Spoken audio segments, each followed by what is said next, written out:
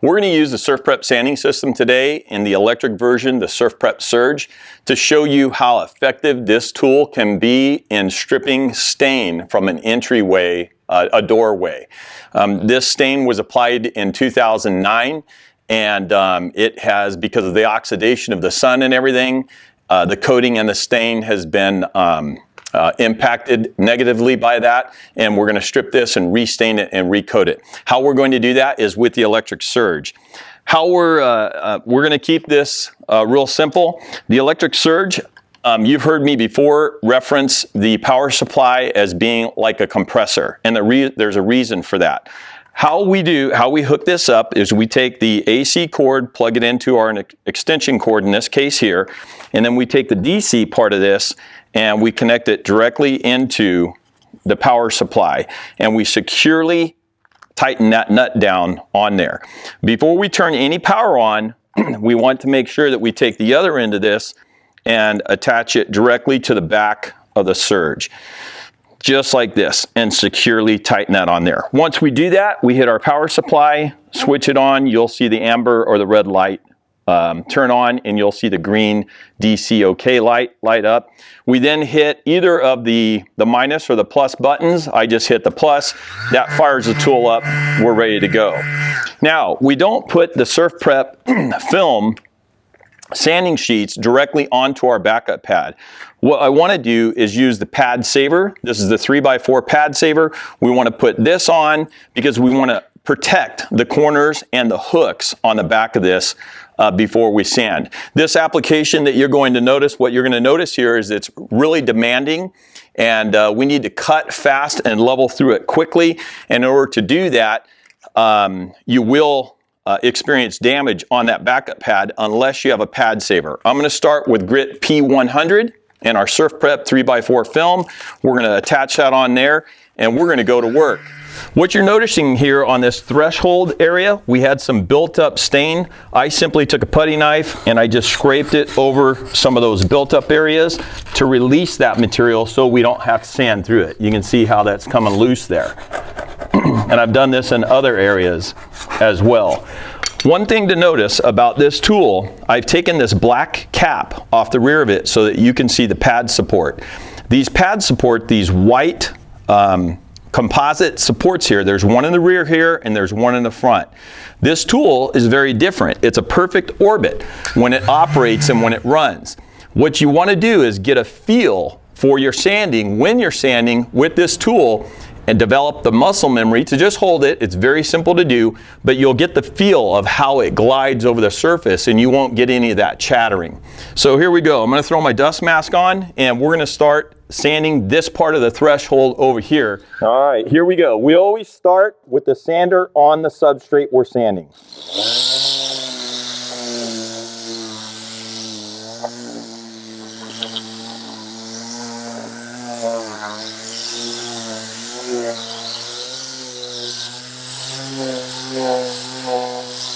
You can see how quickly it removes that old stain, and because it's a square sander, it goes right into these areas like these corners. You can see how nicely that takes that old stain right off there, gets us right down to that knotty alder.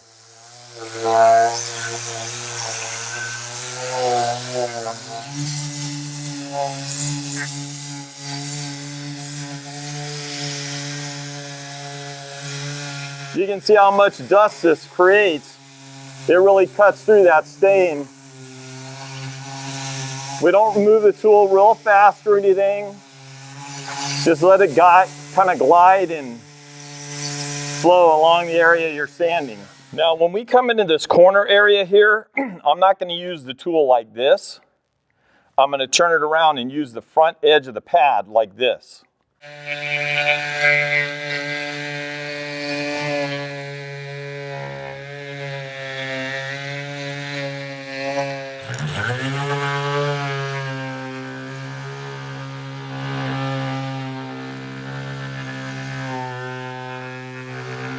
So on this profile, on the molding here, we're going to get this flat area first. I'm going to bring the front of the tool into it, same way. I'm going to follow that line. and strip that stain right off there. We're not going to take away from the detail here in this area. When you're running the tool, I'm operating the tool right now at 9,000 RPM. You can drop it down to 7,000 RPM if you need to. So how are we going to sand the bottom piece of this side window? We're going to bring the 3x4 sander right in like this.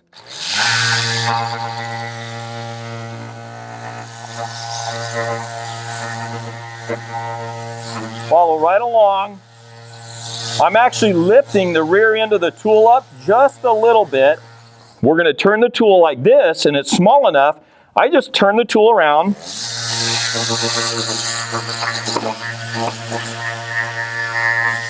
Clean right up into that corner. You're saving a tremendous amount of time. You'll notice on the SurfPrep 3x4 film that as we sand, the white sacrificial stair rate dissipates and moves away. I still have a tremendous amount of grain there. What I'll do is I will take this pad, this film sheet, I'll turn it around. I'm not going to throw that away. I've got all brand new grain here to use. Now I'll come into this corner and I'm going to cut right through that stain.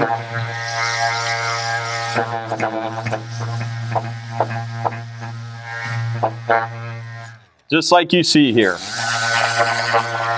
What's amazing is this little rectangular sander is so operator friendly and user friendly that you can get into those hard to reach corners. Okay, we did this base here. So now what I'm going to do is I'm going to move my sandpaper forward just a little bit. Just a tiny little bit, so that I can now come in from up above and get this side area.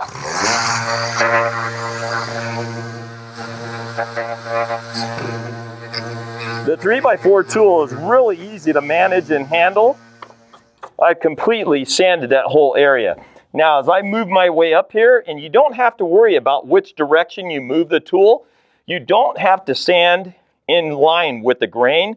The perfect orbit pattern on this, the 3mm orbit pattern, allows you to take the tool in any direction really. And you'll see here I just start to move up towards this knot.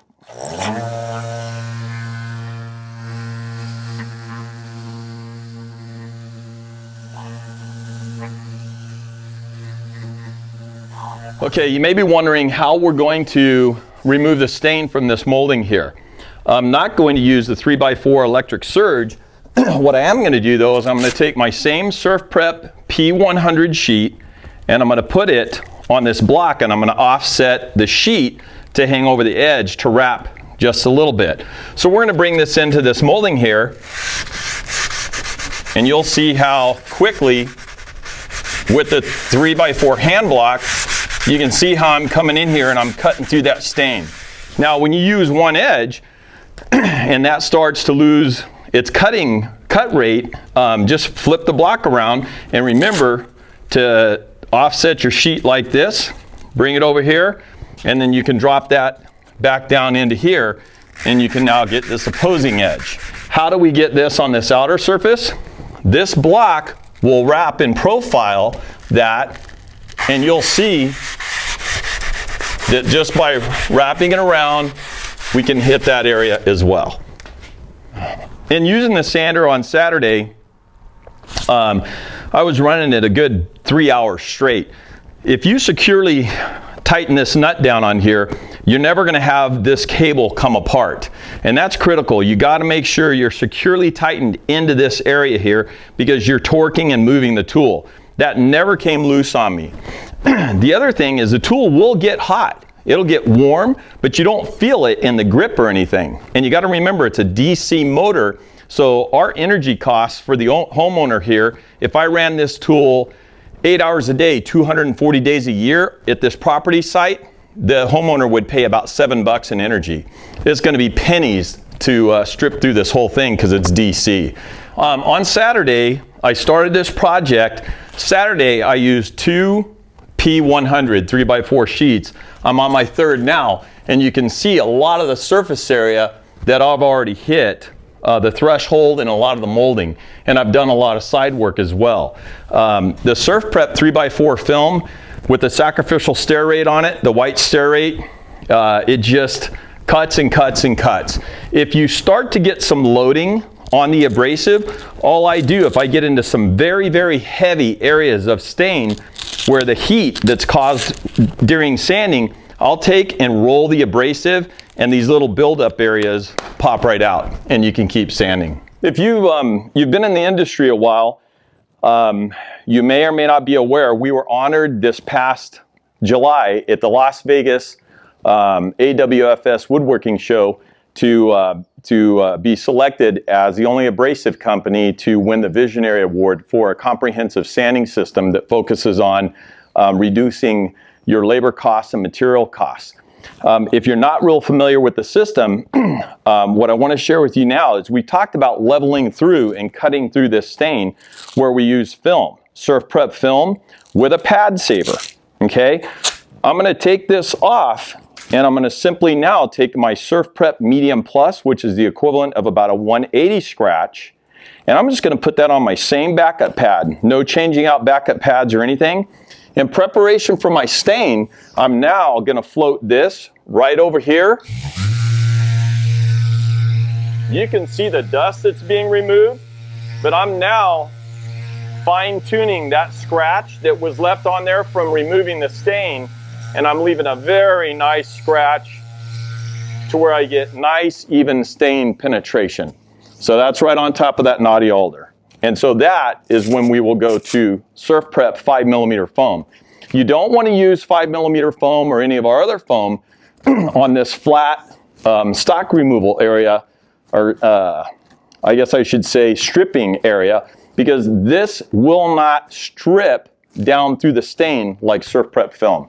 That's the reason we have all the different grits of product, both in foam and our film back product. This system, we've designed it with our manufacturer to be industrial grade quality, meaning that there are cabinet shops around the world that are now using the SurfPrep sanding system.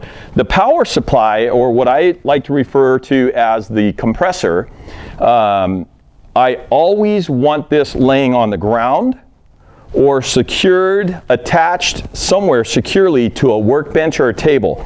If you don't, you can see this is my personal unit that I carry with me. I have bent this plate from dropping this. This was on a table, it fell on the ground, and it dropped and it bent this aluminum plate. In spite of that, the reason I'm sharing that with you is the durability of this is such that it doesn't damage the tool.